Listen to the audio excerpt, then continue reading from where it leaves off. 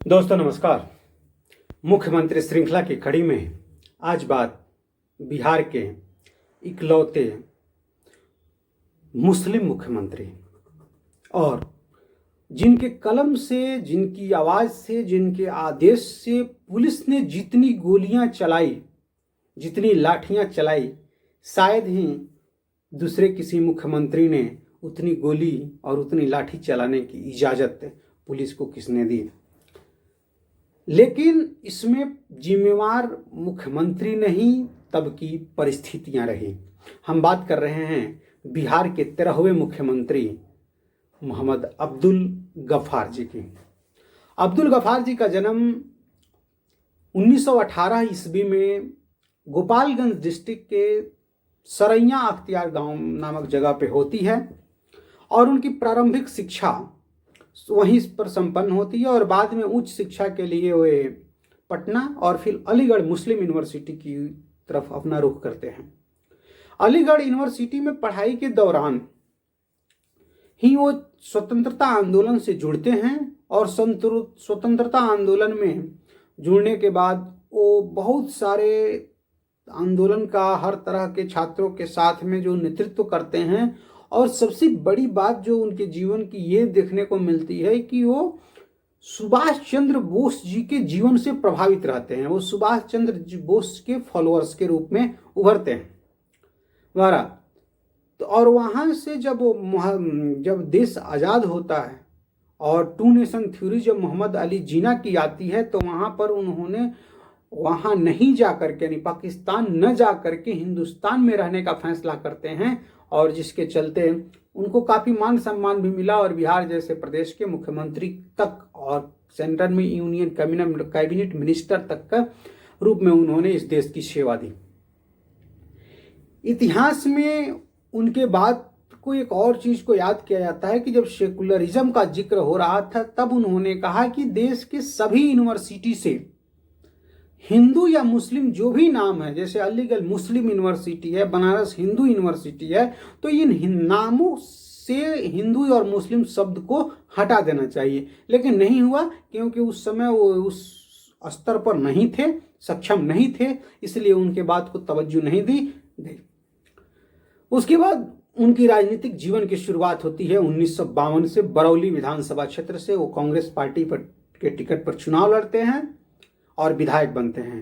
फिर उसके बाद 1957, 1977, 1980 में लगातार 4 बार लगभग वो विधायक रहते हैं। बीच में 1-2 बार उनका टिकट कट गया। फिर उसके बाद वो विधान पार्षद के मेंबर बनते हैं और जब विधान पार्षद के मेंबर बनते हैं उसी समय केदार पांडे की कुर्सी राजनीतिक कारणों से जाती है और मौका मिलता है इनको मुख्यमंत्री की कुर्सी संभालने की और 2 जुलाई 1973 को मुख्यमंत्री के रूप में शपथ लेते हैं। और अपने क्षेत्र के लिए, गोपालगंज के लिए बहुत अच्छा काम भी इन्होंने किया। लेकिन ये वो दौर था जो देश के राजनीति को बदलने वाला दौर था। आज बिहार में जितने भी लोग थे, नेता हैं, ये सारे नेता उस समय अब्दुल गफूर जी की सरकार में एक क्रांतिकारी आंदोलन के सदस्य रहे। लालू प्रसाद यादव जी हों, सुशील मोदी जी हों, रविशंकर प्रसाद हों, शिवानंद तिवारी हों, नीतीश कुमार हों, ये सभी लोग उस समय के छात्र आंदोलन के नेता के रूप में उभरे और इतना ज़्यादा अत्याचार हुआ कि छात्रों पर अब्दुल गफूर जी को गोली चलाने और लाठी चलाने के आदेश भी देने पड़े। बहरहाल, तो इस तरह से मुख्यमंत्री की शपथ तो उन्होंने ले ली, मुख्यमंत्री की कुर्सी वो संभालते हैं। लेकिन छात्रों का जो गुस्सा था, छात्रों का जो आंदोलन था, वो शुरू हो रहा था। एक छोटी घटना ये हुई कि तब के शिक्षा मंत्री के जो पुत्र थे वो एक परीक्षा में फेल हो गए, तो मगध यूनिवर्सिटी के वीसी जो थे उन्होंने ग्रेस मार्क्स दे करके उनको पास कर दिया। पास करने के बाद छात्रों में जो दबा हुआ जो आंदोलन था, वो आंदोलन धीरे धीरे जड़ पकड़ के मजबूत होने लगा। क्योंकि अगर ये कानून अगर शिक्षा मंत्री के बच्चों के लिए हो सकता है तो सभी फेल होने वाले छात्रों के लिए क्यों नहीं हो सकता है। आंदोलन का शुरुआत बस एक छोटे पैमाने पर हुआ, लेकिन साथ में लोग आते गए, कारवा बनता गया। उसके साथ साथ भ्रष्टाचार मिटाना है, नया बिहार बनाना है, महंगाई की मार अलग थी, और ये सारी चीजें होती रही, बढ़ती गई, और आंदोलन का स्वरूप बढ़ता चला गया। सभी जगहों पे समान शिक्षा, शिक्षा में कोई भेदभाव नहीं हो, इस तरह के नारों के साथ वो दौर, जब ये मुख्यमंत्री बने 1973-75 यानी 74 का जो मेन साल था, तब ये चलता रहा। उसी क्रम में एक बार 1974 में फरवरी महीने में गुजरात में भी छात्रों का आंदोलन हुआ, और छात्रों ने तब बिहार के सबसे बड़े नेता जयप्रकाश नारायण जी को आमंत्रित किया कि आप आइए हमारे यहाँ। लेकिन इनके जाने का दबाव इतना बढ़ा कि जाने से पहले ही केंद्र सरकार ने वहां के तत्कालीन मुख्यमंत्री चिमन भाई पटेल को हटा दिया, और तब बिहार के छात्रों को भी लगने लगा कि ये काम सिर्फ कॉलेज की राजनीति से नहीं होकर के विधानसभा और सड़कों पर राजनीति करनी पड़ेगी। अपने मांगों को पूरी करने के लिए, छात्रवृत्ति के दर को लेकर के हो, पढ़ाई के लिए हो, खाना अच्छा नहीं हो तब हो, हर तरह के लिए छात्रों ने सोचा कि अब आंदोलन हम लोग को विधानसभा में के सामने करनी पड़ेगी। और इसके लिए उन लोग शिक्षा मंत्री से मिलने जाते हैं, और शिक्षा मंत्री मिलते नहीं हैं।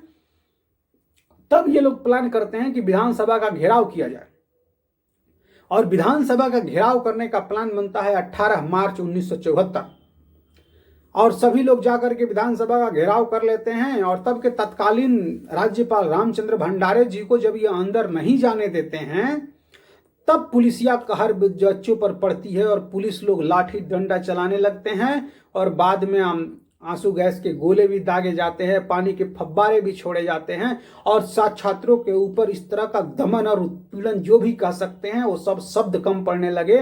लेकिन छात्रों ने भी आंदोलन को उग्र बना दिया। पेट्रोल पंप पर जाकर के आग लगाना, ज्वेलरी की दुकान को लूट लेना, आदि आदि कार्य हो रही थी। जब ये सब काम होने लगी तो पुलिस को गोलियां चलानी पड़ी, और बहुत सारे छात्रों के सीने से गोली छलनी हो गई, सीने छलनी हो गए, और गोली चीरते हुए बाहर निकल गई। इस तरह से छात्रों का आंदोलन पकड़ने लगा। फिर उसके बाद में ऊपर से आदेश आया कि कैसे भी करके आप आंदोलन को रोकिए। अब्दुल गफूर जी ने पुलिस को गोली चलाने की छूट दे दी, और पुलिस पटना यूनिवर्सिटी में जाती है और छात्रों पर गोलियां चलाती है। उसके बाद लगभग 10-12 छात्र वहां पर मारे जाते हैं, दर्जनों छात्र वहां पर घायल होते हैं, लहूलुहान होते हैं, लेकिन कोई भी छात्र वहां से अस्पताल की ओर रुख नहीं करते हैं। सभी छात्र वहां से उठते हैं और घायल बॉडी को, खून से लथपथ शरीर को लेकर के कदम कुआं जयप्रकाश नारायण के आवास पर पहुंचते हैं कि अब इस आंदोलन का नेतृत्व आप कीजिए। जयप्रकाश नारायण इस तरह के चीजों को देखते हैं, और महंगाई और अकाल और जो भी ये सब पीड़ा थी वो उनके अंदर थी। फिर वो कुछ शर्तों के साथ आंदोलन में आने का जो प्रस्ताव था उसको मान लेते हैं, और आंदोलन के लिए वो शुरू करते हैं। आंदोलन जब वो शुरू करते हैं कुछ शर्तों के साथ, तो वहां पे सबसे पहले मौन आंदोलन की शुरुआत होती है कि हमला चाहे जैसा होगा, हाथ हमारा नहीं उठेगा। इस आंदोलन के साथ, इस नारा के साथ आंदोलन की शुरुआत जेपी करते हैं, और फिर आगे बढ़ते हैं। लेकिन जेपी के आंदोलन में जुड़ने के बाद आंदोलन का रूप व्यापक हो गया। बहुत सारे कवि जो थे, फणीश्वरनाथ रेणुराम, ये नागार्जुन वगैरह लोग थे, ये सभी लोग अपने अपने कविता के माध्यम से और छोटे छोटे संगठनों में, सिर्फ ये आंदोलन पटना तक सीमित नहीं रहा, ये आंदोलन गांव और कस्बों तक जाकर के पहुंच गया। और इंदिरा गांधी की सत्ता तब डगमगाने लगी, और जब इंदिरा गांधी की सत्ता डगमगाती है तब जाकर के वहां से अब्दुल गफूर को वो पटना बुलाते हैं, पटना से दिल्ली बुलाया जाता है, और कहा जाता है कि आप अब्दुल गफूर जी को जेपी जी को गिरफ्तार कीजिए। लेकिन दिल्ली में अब्दुल गफूर हाथ उठा देते हैं कि हम गिरफ्तार नहीं कर सकते। फिर उसके बाद में इनसे बात करने का प्रस्ताव आता है, जेपी से बात किया जाए। जेपी से बात होती है, लेकिन बात, इंदिरा गांधी सभी शर्तों के लिए तैयार थी कि आप बोलिए तो हम राष्ट्रपति शासन लगा देते हैं, हम मुख्यमंत्री को चेंज कर देते हैं, जो हर बात के लिए मानने के लिए तैयार थी। लेकिन जेपी सिर्फ विधानसभा भंग करने की मांग पर अड़े थे, और इस बात पर वो तैयार नहीं हुई, और उसके बाद में दोनों के बीच ये मामला गड़बड़ हो गया, और फिर आगे आया और संपूर्ण क्रांति का आगाज हुआ। और उसके बाद संपूर्ण क्रांति के आगाज में 5 नवंबर 1974 को जब आगाज होता है तो एक सीआरपीएफ के जवान डंडा चलाते हैं और डंडा चलाने के बाद वे बहुत सारा तबाही मच जाती है। और तो उसके बाद में बहुत सारे चीज लोग कहते हैं कि जुल्म का चक्का और तबाही कितने दिन तक, हम पर तुम पर सर्द स्याही कितने दिन तक आदि नारों के साथ यह आंदोलन उग्र हो जाता है। लेकिन इसी बीच जनवरी 1975 में तब के बिहार के सबसे तगड़े सबसे बड़े नाम ललित नारायण मिश्र और तत्कालीन रेल मंत्री समस्तीपुर आते हैं बड़ी लाइन के उद्घाटन के लिए, और वहां पर बम से उनके काफिले पर उनके सभा में हमला होता है। 24 लोगों के साथ ललित नारायण मिश्र का मृत्यु होता है। और उसके बाद उनके भाई जगन्नाथ मिश्र जी को बिहार की कुर्सी मिलती है। अगले कड़ी में इनकी बात करेंगे। और अब्दुल गफूर जी को बिहार का मुख्यमंत्री का कुर्सी छोड़ना पड़ता है।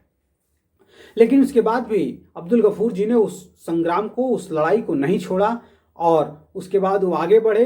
1984 में वो सिवान से कांग्रेस के टिकट पर चुनाव जीते और राजीव गांधी की सरकार में कैबिनेट मिनिस्टर बनते हैं। फिर उसके बाद राष्ट्रीय जनता दल लालू यादव की पार्टी से वह 1991 में गोपालगंज से चुनाव जीतते हैं। फिर उसके बाद जब नीतीश कुमार जी राजद से अलग होकर समता पार्टी बनाते हैं तो समता पार्टी के संस्थापक सदस्य रहते हैं। और 1998 में समता पार्टी के टिकट पर वो फिर से गोपालगंज से सांसद बनते हैं। और उसके बाद एक लंबी बीमारी के बाद वो 2004 जुलाई 10 तारीख को इस धरती को छोड़ करके हमेशा हमेशा के लिए चले जाते हैं 85-86 वर्षों की उम्र में। बहुत बहुत शुक्रिया, बहुत बहुत नमस्कार।